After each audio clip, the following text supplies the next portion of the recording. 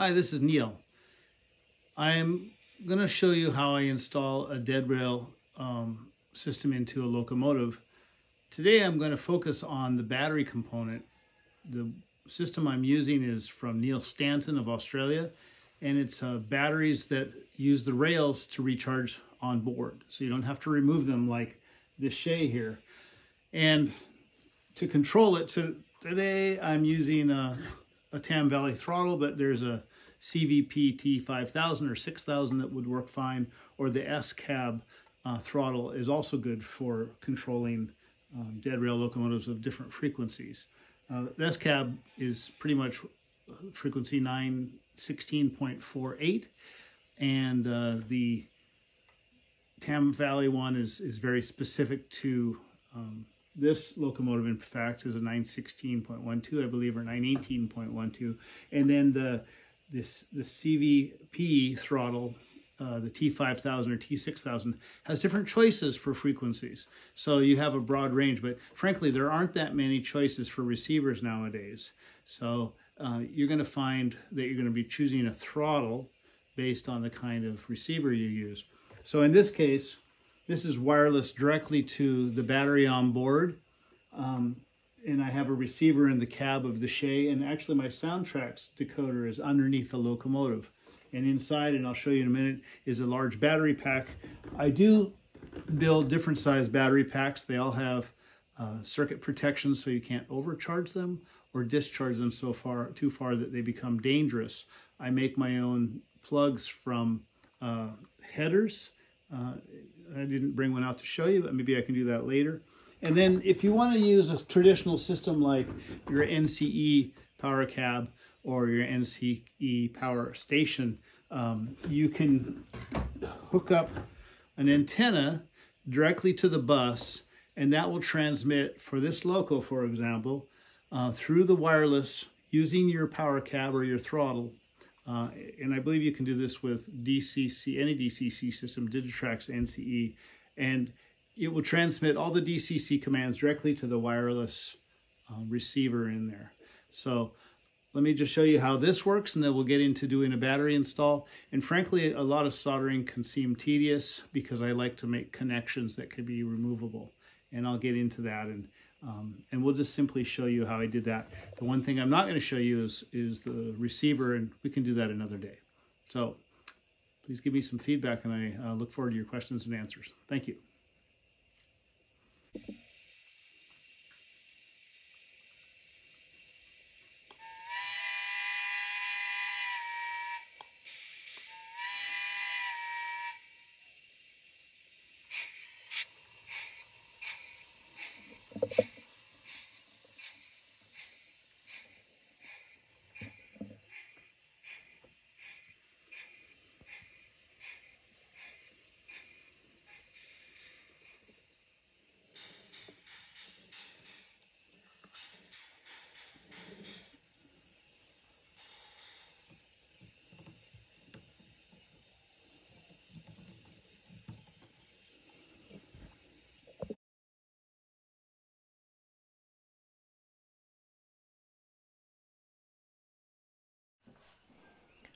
Here is the subject, my 10-wheeler in ON30, and I have batteries and the Stanton battery management module. It's actually two boards back to back. It has 4 wires coming out of it. 2 come from the rails, so they are used to charge the batteries. And the other 2 are going to go to our receiver, which in turn will go to the decoder. So this is actually a 2-sided board, and you can see, I'm sorry, it has 5 wires. One of them can be used as a control wire. If you have a Tsunami version 2, you can use it and turn it on and off using a function key. So there I'm spreading them out so you can see all 5 wires.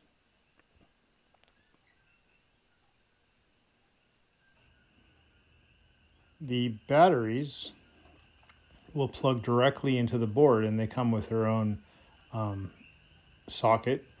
And they can only be plugged in one way, and that's important because they are straight DC, plus and minus. So you'll see it has a small white receiver and for the battery cable Right there's the battery cable, and you can plug that directly into the boards, just like that.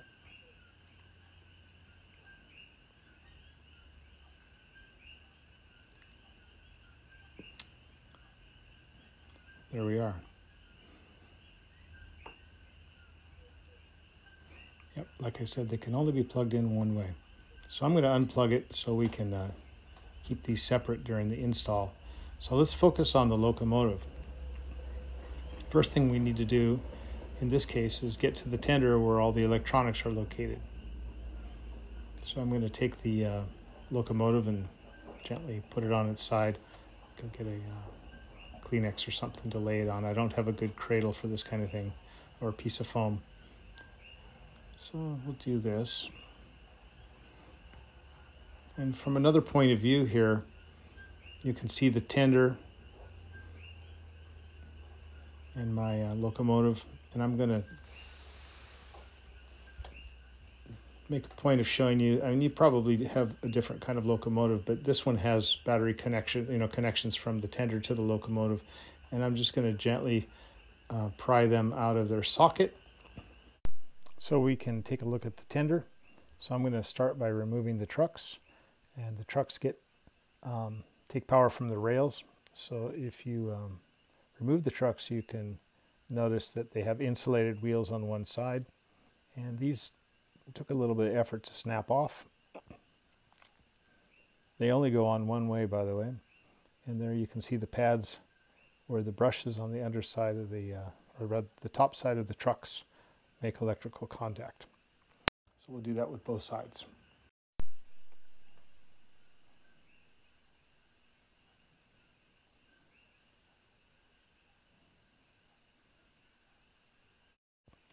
Now that we have the trucks off, I need to take the tender shell off, and it has a couple of plastic bits that hold it in place. The two screws in the front are removed, and then gently these are popped out of the back of the shell, and it has a wire connecting the backup light. So I'm just going to remove that from the two leads so that this can be all separated. So that leaves us with everything exposed that we need to work on.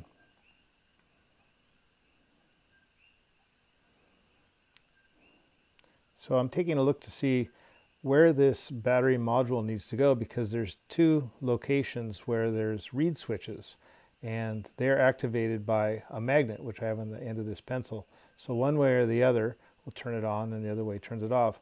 But it doesn't have a very long range, so you have to keep it within about a ½ an inch of the magnet. So I was thinking if I put it on the side of the tender, that might work, but I thought maybe I could put the batteries on the oil bunker, but there's really not, that doesn't fit very well. So the idea of maybe of just leaving the coal load in is going to probably work best, because this battery module, the charging module, doesn't quite fit the way I expected it to in the tender,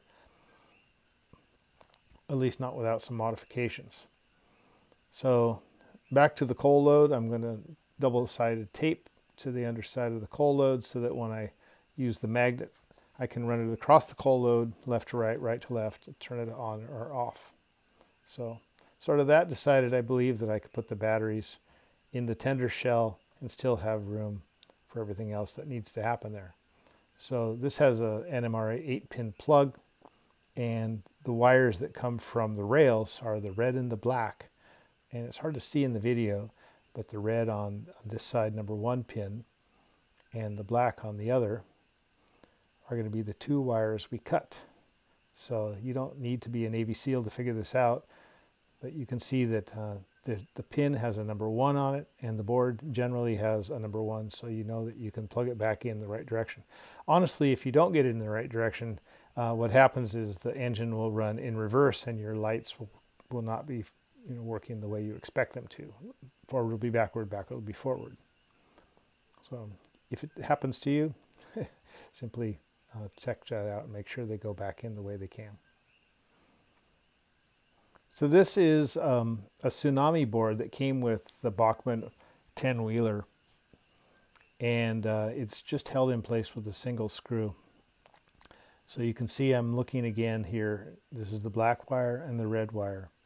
So the red wire goes to the decoder from the rails, and the black wire goes from the rails to the decoder. So what we want to do is intercept those. So ultimately I'm going to have the wireless receiver going to the, from the battery to the decoder. But first I need the wires to go from the rails to our batteries. So the battery module is sort of in between the rails and our receiver. Right now I'm just going to make a wiring harness that goes from the rails to the battery, and then we're going to make plugs that go to the decoder so that later on I can put the receiver in between the two. So this is going to become somewhat tedious to watch, so I've sped up the wire cutting and soldering. So I'm going to tin the ends. I'm cutting the wires. I'm going to strip the ends of these. I'll tin the wires after give them a little twist, just so that they have a nice solid end that we can solder to. If you tin the wires on both sides, it makes it very easy for these to be soldered back together. And don't do like me and forget to put the heat shrink tubing on there until afterwards, but that's what I did. So this is moving along at twice normal speed here, a little bit of solder flux on each of these, and then I'm going to use my little teeny soldering iron. I believe you only need about 15 watts. It has a little fine tip end. The trick to soldering is to keep the tip clean and just to touch those wires. It shouldn't take more than about 3 seconds each just to get a good solder joint, right? That's all you need. So I'm going to skip through all the rest of these wires because it's the same thing. Put a little flux on these, clean the tip, and touch these wires together after tinning them so that they're bonded together. So I use these connectors I got. I buy most of these kind of things on eBay. They take a little while to get here, but then I have a good stock on hand. There's a male and female type, and they come in packages where you can get a whole bunch of these, and they're very inexpensive. I was using a different type, and I didn't have enough connectors, so this is the one I'm going to use. That's real similar to the battery cables, and I wish I could remember the name of these, but I'll look these up so I can share these in the notes. So again, I'll cut them to length. I'm going to strip the ends. I'm going to tin the ends, right, so that these can be soldered together. So let's skip ahead to the next step. So now that I have all the ends tinned and soldered together, I'm going to use some heat shrink tubing. You can use electrical tape, of course, but this heat shrink tubing comes in different colors and sizes, and you just cut off a little bit and you can slip it over the end of the wires that you've soldered together, right? And you apply a little bit of heat, and generally the edge of your soldering iron is adequate. It just takes a couple seconds for the heat shrink tubing to do just that. It shrinks around your wires and provides a nice protected wire so the bare wires aren't exposed. So I went through and did this on all 4 wires.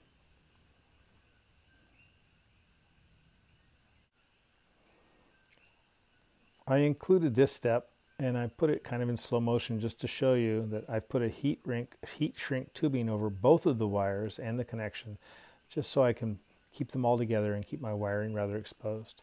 It only takes a minute to get this heat shrink tubing to get a nice close and tight fit over both of the wires.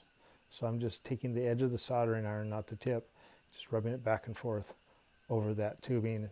And again, it comes in different colors if you want to keep your red and black separated. I generally just use black because the wires are tied red to red, black to black. So that's pretty much it for what we're going to do today. We've got all the wires soldered together, heat shrink tubing around there, and the end connectors connected from the batteries to the board. Make sure I got everything lined up right. From the rails through the trucks to the battery management side, out to the decoder. The battery would fit right in here. and honestly don't know if they're charged. But the light didn't go on, so it doesn't look like they are. Now what this does is it allows you to charge the batteries from the rails, but obviously they'll go a long time without them, like a Keep Alive.